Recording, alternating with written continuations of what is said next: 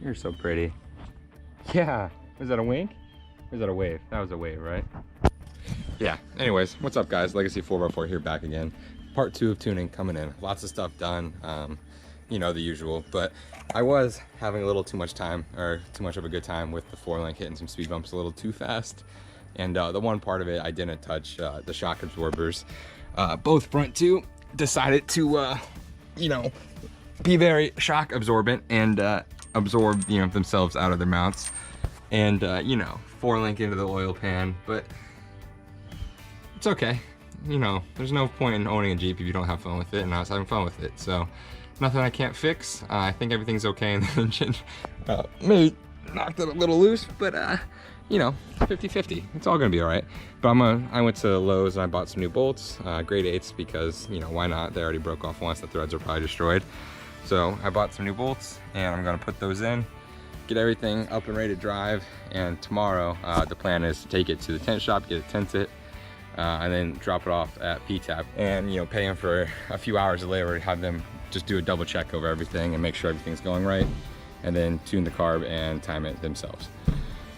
Because, you know, some things aren't quite meshing up properly, and I just need a more experienced set of eyes to double check it, so I feel more confident driving it long distances and stuff like that. So that's the plan. I'm gonna get these shock absorbers back in so I can drive it again, and then I'm also gonna throw the lights in real quick. It's really easy. I've got some Jeep JK lights that have turn signals built into them, so I'm gonna mount those in, wire the front turn signals into those turn signals, and then wire the high and low beams into one wire to run them consecutively when I put my front 2 lights, my off-road lights, back in. So I'll have 4 LED off-road lights. That's the plan. What's up, y'all? Going to the tank shop now. You know, normal road driving going on. Pretty sick. Really excited. No, it's the morning, that's why. But yeah, no, I am really excited for it to be on the road. It's driving fine. I'm sitting at 25 pounds of oil pressure at idle, foot on the brake, so that's good enough for me, for a small block Chevy. Alternate is only at 13 volts. That's gonna have to get replaced in a little bit. Fuel tank's really small, so I'm gonna get with hooked up, but it's all good.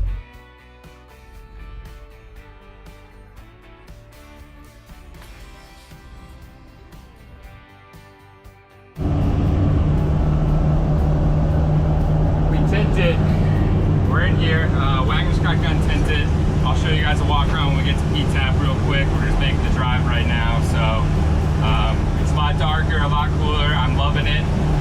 They did a much better job than I could ever do. There's some small blemishes, but you know, 55 years old, it's hard to get everything right. I don't blame them, and I only paid $200 to get the whole wagon tinted. So at the end of the day, like, you get what you pay for. I'm all right with it because it's all 9% there, and that's the motto of this whole truck. It's 90% there. All right, y'all. There's the tint on the old girl. I still gotta wipe the overspray off the outside, but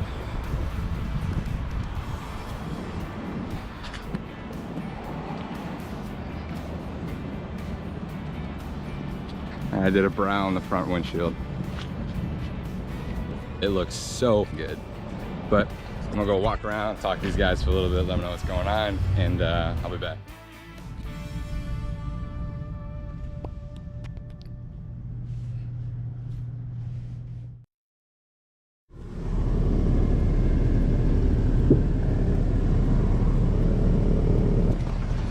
Just dropped the wagon off at the tuning shop, not PTAP, because fuck them, they don't do tuning or carbs, they do bolt-ons. Fuck those guys. I'm probably gonna cut that out of the video, that's kind of mean.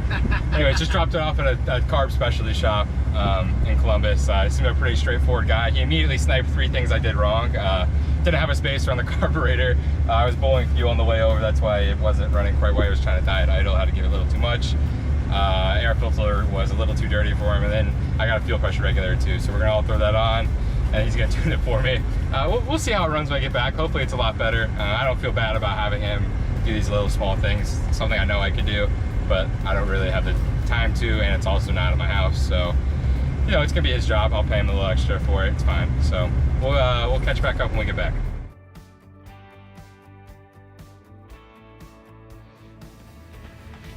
What's up, guys? Just got the wagon back from the tuning shop, the carb tuning shop, and general overlook at what he did for it. Don't mind that front light. I got to re-weld it. He might have stepped on it. I put JK lights in the front. I didn't really show you guys that, but turn single flashing, and the rest of them are just using for high beams. So I'm turning like all the lights on at once. But yeah, she's back, sitting pretty, driving great. The tint on it's pretty good. There was some distortion in the rear window tint because they weren't perfectly clean. They had a bunch of cracks and stuff and just like grime like pretty much built into the glass at this point. So they weren't perfectly clean. The guy was like, look, there's no matter what we do, they're not gonna turn out. He gave me a little bit of discount. So I was like, yeah, whatever, just throw them on there. So those are gonna look a little bubbly. Let me come in a little closer. Like you can see, like they're not perfect by any means, but you know, they're still good. Like 90% truck, you know, 20-foot truck, so. But yeah, drives great, accelerating, the throttle response is much better than I had it. A few things that he pointed out that I neglected to do right. So let me go back. When I turned to him, I was like, hey, look, this is the first time I built an engine. I think I did everything right. I did a lot of videos. I got it running to you. Like, this is the situation. And I told him pretty much all of that. And what he came back was like, oh, immediately sniped, you know, the carburetor needs a spacer, so it's not a coffee pot for the fuel. Needs a fuel regulator, a bunch of small things like the throttle linkage.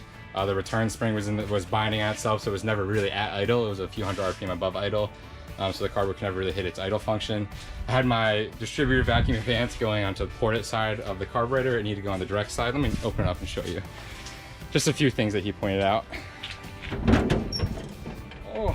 So let's go back to the distributor vacuum advance.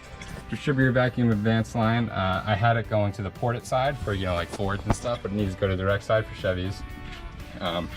He fixed my return spring for my linkage to make it clear with a little bracket that he just had laying around.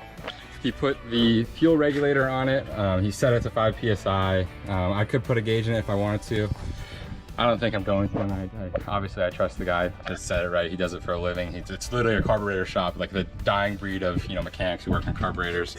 Everything else, he gave it a once over. He was like, you know what, man, like, it looks good, it sounds good. I think the rest of it you did right. If any major thing comes up, you know, let me know and we can figure it out together. But other than that, the rest of it, you know, it turned out pretty well. So it was, you know, 240 bucks out the door, and that includes to him. So I didn't put on the spacer or any of that stuff. I might have just bought the parts and left it there. I was like, hey, look, like, I gotta go. Can you just do this a little piece of mine? So he put the spacer, or the spacer on for me and everything. I was like, all right, that's fine. But that included him timing and tuning it also. Oh, for timing, the balancer was marked wrong. So the mark on the balancer was in the wrong spot. So he found top dead center with the bore scope and a vacuum gauge, and he was like, all right, here's your real top dead center. He marked it for me, and he set the timing to, you know, 12 degrees. For top dead center, found total time, it ended up at like 16. So that's fine with me. But yeah, super excited with how it came out. But yeah, sorry, my roommate came home. I had to talk to him for a little bit. Yeah, it ran fine. Throttle response was great on the way back. You know, I was stepping on a little bit, having a good time. I'll roll some clips when I'm done talking, you know, chatting about it. But yeah, like I said, thanks you guys for watching. The build's been really fun so far. It's a big learning experience for me, and you know, comments have been helping out and everything. But like, all of this whole YouTube community thing really is what's been helping me out and helping me figure out like what to do next and how to build this fucking engine and this wagon. So, but we're done for this video. I'm sorry I didn't really do anything myself. There's a bunch of, you know, glamour clips and like glamour shots of other people doing work, but, or, you know, it's a bunch of other people doing the work, but you know, I got it back. It's doing great, and next couple of videos are gonna be a bunch of small things, and eventually we'll be taking on adventures here soon a little bit. But anyways, thanks for watching, guys. I really appreciate it, and always have a good day.